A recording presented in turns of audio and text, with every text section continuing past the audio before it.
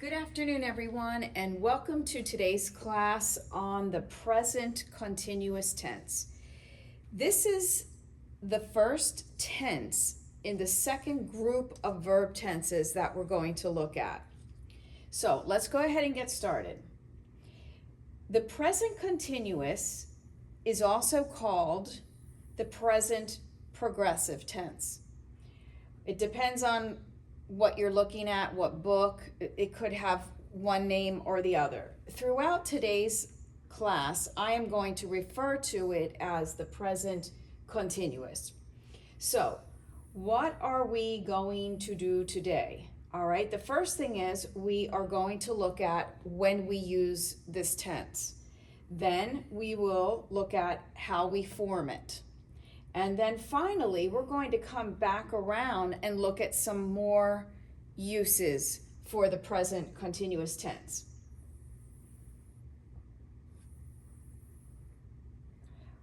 Okay, so the first and main use of this tense is to talk about something that is happening right now at this moment. So, for example, I am teaching. I am talking. And what about you? What are you doing at this moment? You are watching this video. You are listening to me speak. So, anytime you are talking about an action that is taking place right at this moment, we're going to use the present continuous tense. What else can I say about it? Really nothing, right? So if it's an action happening right now, you will use this tense. As we go throughout this class today, you will start to see other uses for the present continuous. It might become a little overwhelming for you, or if you're a beginner, learning English, that might be more difficult for you to understand. So if you don't get anything else from today's class, walk away at least knowing this, that this tense is mainly used to talk about something you are doing right at this moment. And if you can get that, that is wonderful. So let's continue. So how do we form it? Well, it's not too bad. Basically, we take the subject, who we're talking about. We put the verb be next, then the present participle, which is the base form of the verb ending with ing. So let's take a look at that.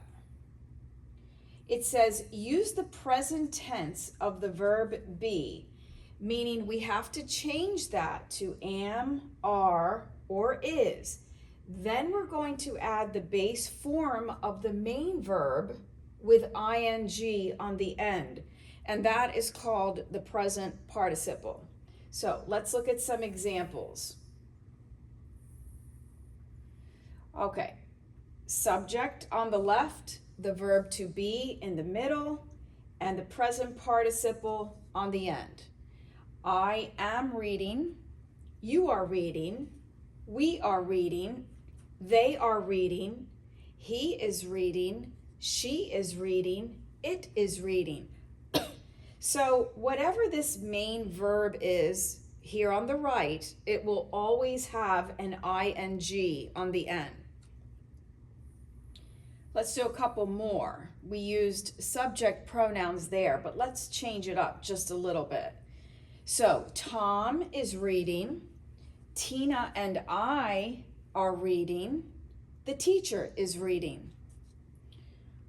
Okay, let's go to the same sentences now, which are affirmative sentences, and go through them, but with contractions. And again, just a reminder that contractions are best left for speaking. When you are writing something important, avoid contractions. Just write everything out. But let's take a look at this. When you're speaking, go ahead and use the contractions. So it says, I am reading becomes I'm reading. You are reading becomes you're reading. We are reading, we're reading. They are reading, they're reading. He is reading, he's reading. She is reading, it is reading. Now, let's take a look at those 3 sentences we had just above. So, Tom is reading becomes Tom's reading. And also, don't forget you need this punctuation in contractions, in all contractions, and that is called an apostrophe. So Tom is reading becomes Tom's reading. Now let's look at this one. Tina and I are reading. Well, there's no way to contract Tina and I, so we can just change it and use we're reading.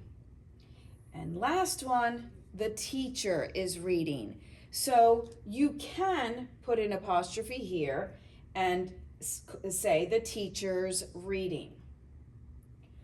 Okay, what's next here? So now we have to look at forming negatives. So it says to form a negative sentence, put the word not after the verb be. So let's look at those same sentences in the negative.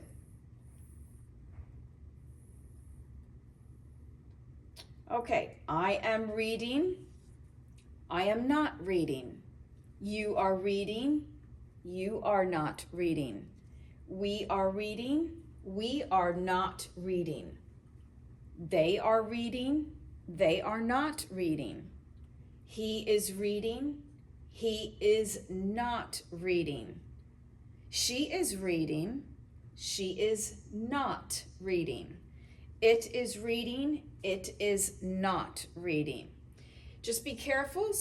A common mistake in English is to not say not, but to say no, and that would be incorrect.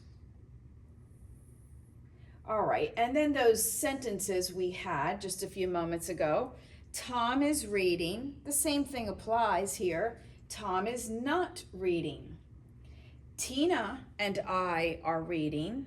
Tina and I are not reading. The teacher is reading. The teacher is not reading. Okay, now let's look at negative sentences with contractions. Now, this can be a little bit tricky. Why? Because there's 2 ways to do the contractions. So the first way is simply to contract the subject and the verb be. In other words, the first 2 words of the sentence. So let's look at some of those.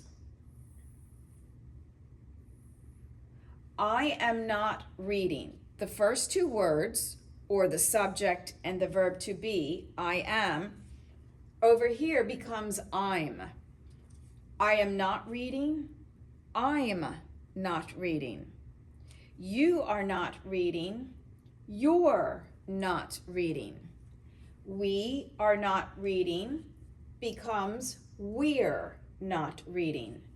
They are not reading becomes they're not reading. He is not reading becomes he's not reading. She is not reading becomes she's not reading.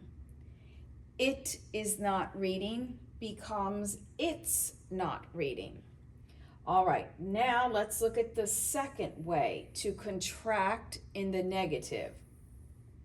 All right, now it says we contract the verb be and the word not. So the other way would be to contract the second and third words. Let's take a look at some of those. So first of all, I want to bring this to your attention. I am not reading. You can say, as we saw above, I'm not reading. But here you cannot contract am not. So you would have to say either your choices are I am not reading or I'm not reading. And that's all for the subject pronoun I. Let's look at the others.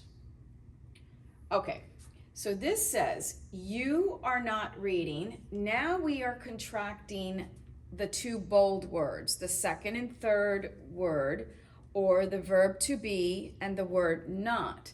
Now we can say you aren't reading. So our options are to contract the first two words, you are, and say you're not reading, or to contract are not and say you aren't reading. We are not reading becomes we aren't reading. They are not reading. They aren't reading. He is not reading. He isn't reading. She is not reading. She isn't reading. It is not reading. It isn't reading. Let's look at those three. Never mind. I'm sorry, I didn't put the last three. Okay, now let's go on to form questions with the present continuous. So remember, there's two types of questions, yes/no questions and information questions. So how to form these yes/no questions? Well, it's pretty easy. Simply switch places or switch the places of the subject and the verb be. So for example, I am reading. Just reverse the subject and the verb to be. I am reading. Am I reading? You are reading. Are you reading? We are reading. Are we reading? They are reading. Are they reading? He is reading. Is he reading? She is reading. Is she reading? It is reading. Is it reading? Okay. Now, the next part, how to form information questions. Well, that's very easy. So, sometimes information questions are referred to as WH questions. And to do this, all we do is simply put the WH word in front of the yes/no questions. So let's do a quick review of those WH words. They are who, what, where, why, when, and how. So if we, on the left are those yes/no questions. And let's take a look at one. Am I reading? So to gather more information on that question, we put the WH word in front of it. What am I reading? All right, let's look at a yes/no question. Are you reading? Yes, I am. No, I'm not. But I need more information. What are you reading? So the what just goes at the beginning. It will be your first word. Are we reading? Are we reading today in class? What are we reading? Are they reading? What are they reading? Is he reading? What is he reading? Is she reading? What is she reading? Is it reading? What is it reading?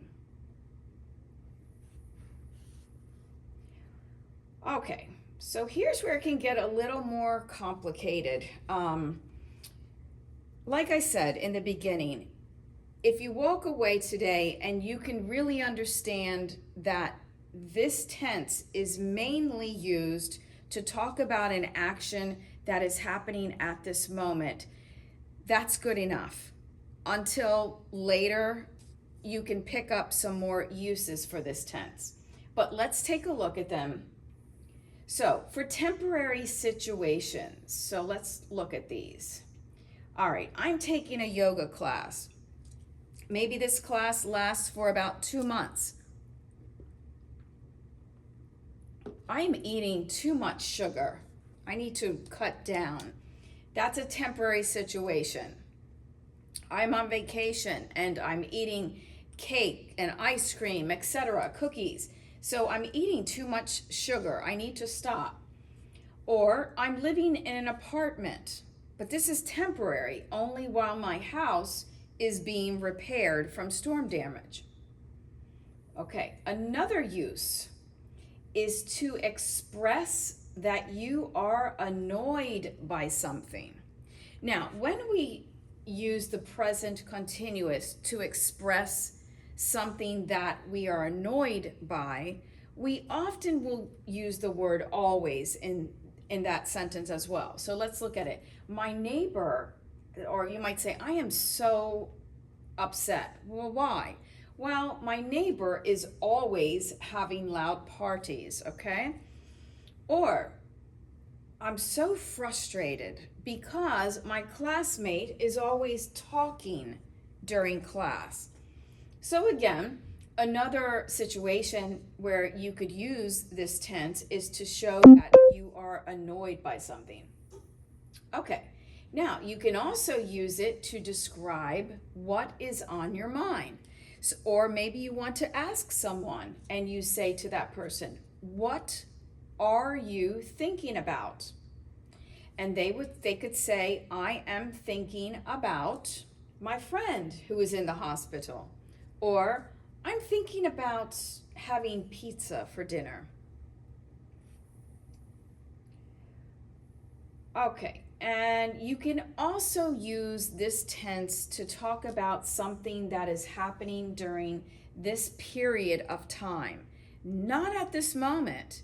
I am gaining weight or I am losing weight. Not at this very second, but in general, in this period of time.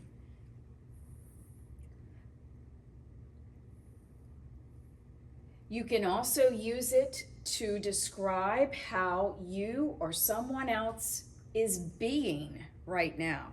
And yes, you can take the verb to be and use that in the present continuous. So for example, as a teacher, I might ask the teacher next door, am I being too loud? Or the children are being very quiet today. And lastly, surprise. The present continuous is used to talk about the future. We have a big wow here. Yes, that is true.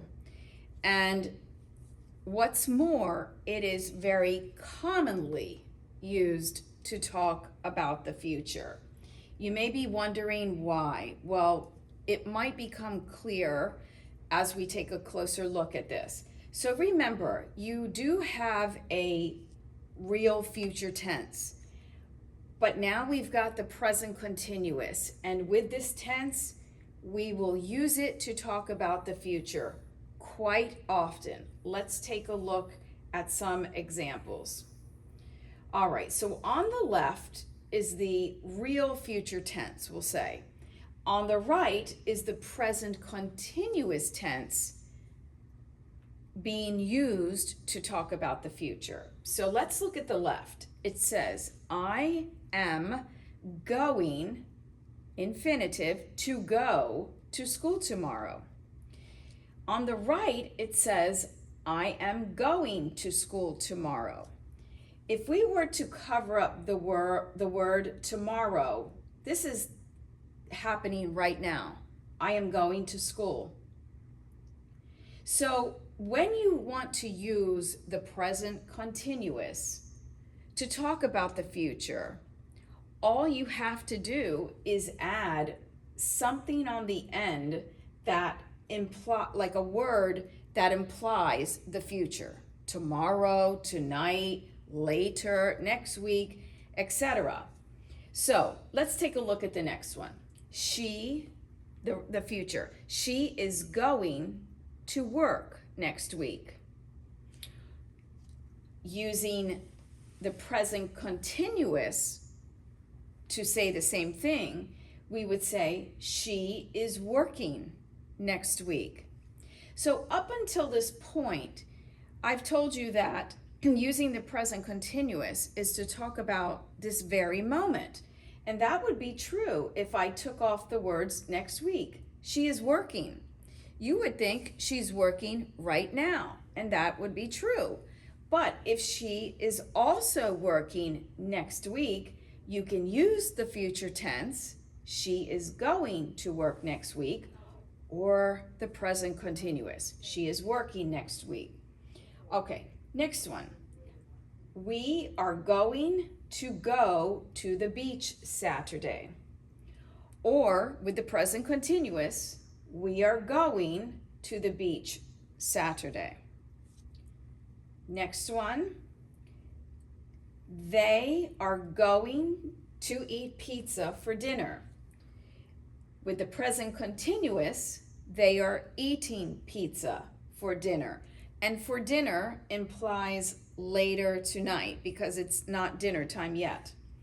Okay, I am going to bowl tonight, which is a sport, okay? Or I am bowling tonight. So again, on the left, you've got the future, and on the right, you have the present continuous used to describe the future. And we've got two more. He is going to work later, or he is working later. And the last one, the teacher is going to grade our test today, meaning later today. Or the teacher is grading our test today. So there you have it, the present continuous tense. Like I said, make sure at least you can master using it right now at this very moment. And that's all for today, and I will see you for the next tense.